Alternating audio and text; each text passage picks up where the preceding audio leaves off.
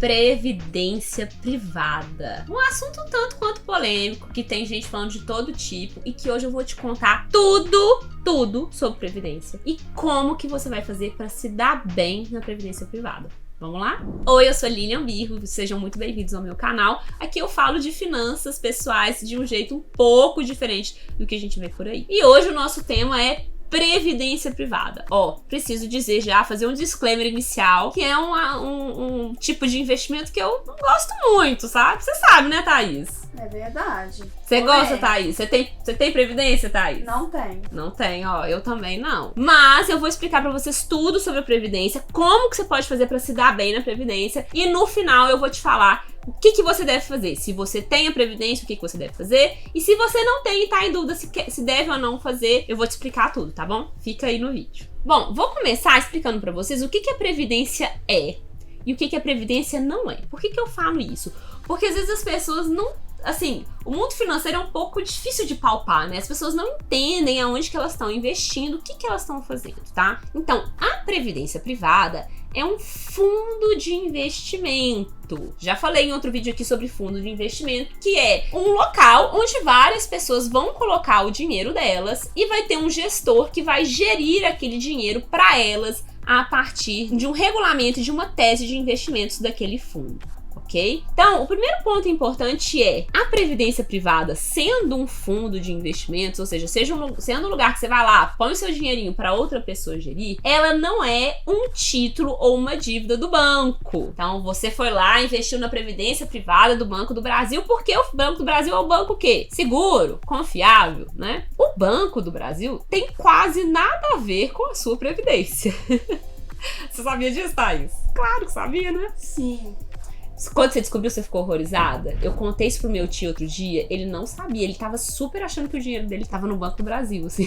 Tem gente que vive a vida toda achando isso.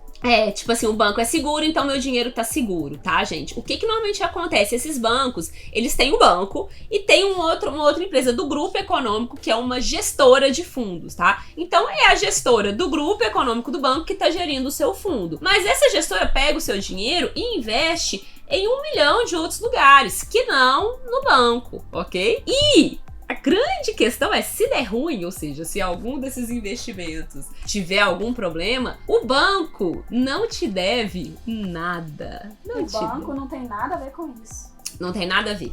Porque ele não tinha uma dívida com você, ele não tinha um compromisso de te pagar X. Ele simplesmente criou um fundo e você topou correr o risco daquele fundo, tá? Então isso é muito bom da gente ter claro. Então, como eu falei, é um fundo de investimento, vou dizer assim, como qualquer outro fundo de investimento, ele só tem uma diferença, que ele tem alguns mecanismos de incentivos fiscais que a maioria dos fundos não tem, tá? Então, existem alguns benefícios que você vai ter quando você investe no fundo de previdência que você não teria num fundo de investimento normal. Bom, então o ponto que a previdência tem de bom é exatamente esses benefícios fiscais que ela pode nos oferecer, tá? Quais benefícios são esses? O primeiro benefício é o benefício que a gente chama de sucessório, ou seja, caso aconteça algo com você, né? Como é que eu posso falar de uma forma simpática, Thaís? Quando a pessoa, né, vai lá para outro mundo, bateu as botas.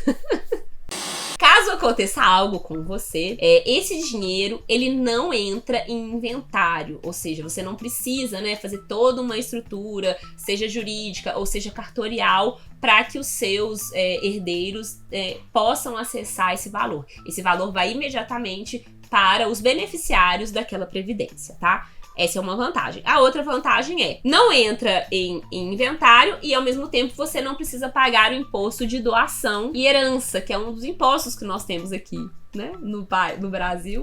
Um imposto assim, muito incômodo, né, vou dizer, que você vai pagar imposto. Quando o seu familiar morrer, aí você vai ter que pagar imposto em cima do dinheiro dele, tá? A outra vantagem do ponto de vista de benefício fiscal que a Previdência tem é que ele tem uma tabela de imposto de renda diferente, tá? E eu vou colocar aqui para vocês conseguirem ver. A gente tem duas tabelas de imposto quando a gente fala de Previdência. A primeira é a tabela de imposto regressiva. Como que funciona essa tabela? Ela é mais ou menos que nem uma tabela de imposto de renda padrão de aplicação financeira, que é, à medida que o tempo vai passando, você vai pagando menos imposto. Então, quanto mais o seu dinheiro fica aplicado, menos imposto você paga. Então, essa tabela, ela começa em 35% de imposto bem alto, e ela chega até 10% de imposto, que é o imposto mais baixo do que a gente consegue, por exemplo, numa aplicação financeira padrão, que a gente vai chegar aí em 15% de imposto. Então, você teria aí 5% de benefício, né? Utilizando a previdência privada. A segunda tabela que a gente tem é a tabela progressiva, na qual as alíquotas de impostos vão aumentando à medida que a sua renda aumenta, tá? Então, nesse cenário,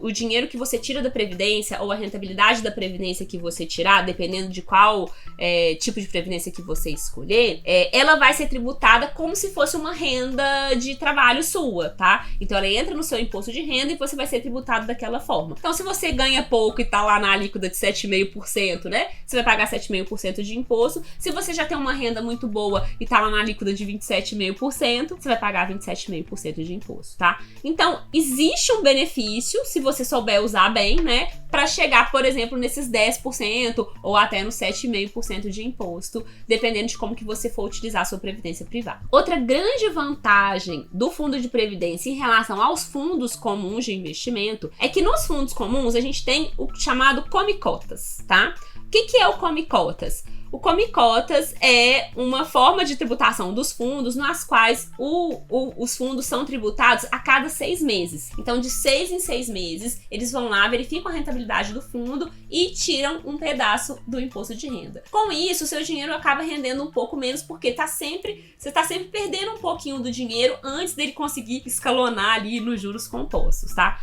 No fundo de previdência, isso não acontece. Então, você só paga imposto no momento da retirada, né? Quando você for usar aquele dinheiro. Você não paga enquanto o dinheiro tá lá, tá? Isso acontece também quando você tem outro tipo de investimento que não é um fundo, né? Sei lá, você comprou um CDB, você só vai pagar imposto de renda quando o CDB vencer, né? Mas no caso da previdência, você pode deixar o dinheiro lá, sei lá, 10, 20 anos, você não vai pagar imposto de renda nesse período, você vai pagar só na hora da retirada. E outro grande benefício fiscal que você pode ter com a previdência privada é o que a gente chama de adiamento de pagamento de impostos. Como que acontece? A gente tem um mecanismo de previdência que chama PGBL. Com o PGBL, se você investir, né, numa previdência PGBL, você consegue abater até 12% da sua renda da sua base de imposto de renda, tá? Então, quando você faz isso, vamos supor, sei lá, sua base de imposto de renda é 100 mil. Aí você investe 12 mil na Previdência, PGBL. Então, a sua base de cálculo de imposto de renda vai ser 88 mil. Sei lá, você vai pagar 27,5%, vai ser 27,5% de 88 mil e não de 100 mil, tá? Agora, o que eles não te contam sobre o PGBL, que é importantíssimo?